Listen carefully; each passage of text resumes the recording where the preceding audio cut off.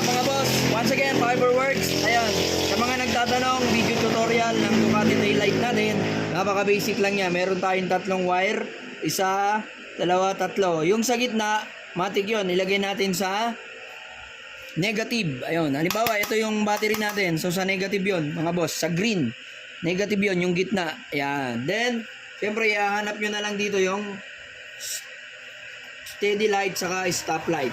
So, ito, lagyan natin to sa positive. Yan, ibig sabihin, ito yung steady light natin mga boss. Okay ba tinuod? Yan, steady light yan mga boss. Yung nasa bandang gilid na nasa loob. Steady light yun mga boss. Yan, steady light. Then, yung nasa gilid naman, na nasa labas, ay ang ating stop light. Yan, stop light yan mga boss. Alright. Then, syempre, yung ating signal light, yan, left and right lang yan mga boss. Left and right lang yan. Yan, left and right. Yan, signal light. Signal light. Yung kabila naman, signal light niya, ganun din. Yan, left and right.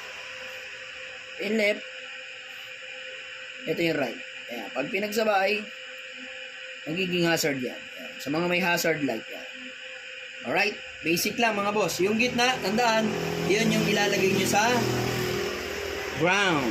Yan, which is the negative or green or black. Yun lang yung mga color ng ground natin mga boss.